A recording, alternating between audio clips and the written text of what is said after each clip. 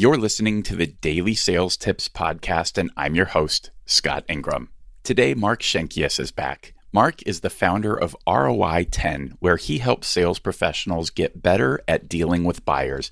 And he's also the author of The Other Side of Sales, where he shares his perspective after 15 years in procurement. Here he is with today's tip. Imagine a traditional negotiation. You're sitting on a chair and the buyer is sitting opposite of you on a chair. Right in between the both of you is a table. This should probably sound familiar to you. When talking about negotiation, I often use two different colors for the chairs you are sitting on: blue and red. A blue chair means that the focus of that person is mainly on price. The result will be win-lose. The one with the highest perceived power wins the negotiation and the other one loses. These negotiations are cold, short-term, and relationship is unimportant. An example of this is when you buy or sell a car. You want the best possible price for it. A red chair means that there is a high focus on a long-term relationship. There are many important variables to consider besides price, such as contract length, joint innovation, service levels, etc. Typically, both parties gain something from these negotiations, since they are warm and based on equality and trust. An example of this is a negotiation with a strategic partner. At the risk of generalization here, buyers are typically blue, since they are mainly focused on obtaining a good price, and sellers are typically red, since they are interested in a long-term relationship with their customer. Now, the color of the negotiation table is determined by the color of the chairs. Two blue chairs equal a blue table. You can expect tough negotiations here. Two red chairs equal a red table.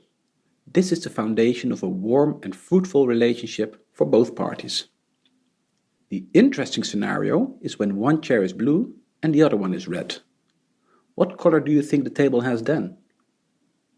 The correct answer is blue, and here's why.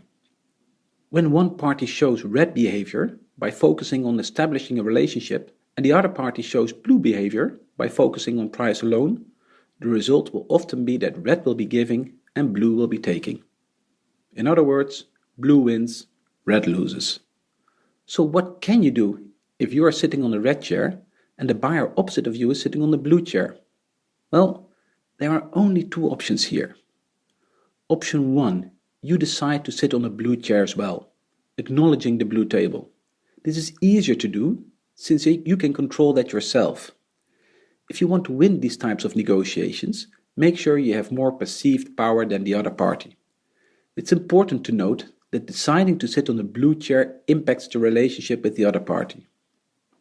Or you can go for option 2. You get the other party to sit on a red chair, turning the table red.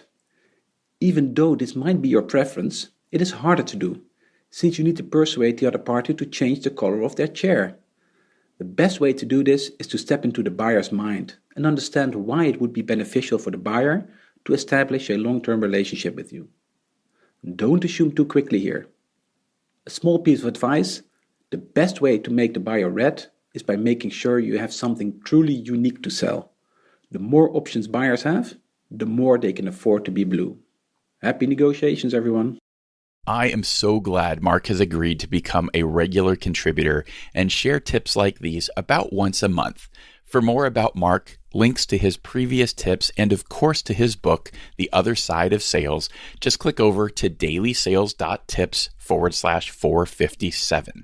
And a quick pro tip: if you go to dailysales.tips/all, you'll find a convenient line-by-line list of all 457 tips so far. It's an easy way to quickly skim through previous tips. Once you've done that, be sure to come back tomorrow for another great sales tip from Josh Deshay. Thanks for listening.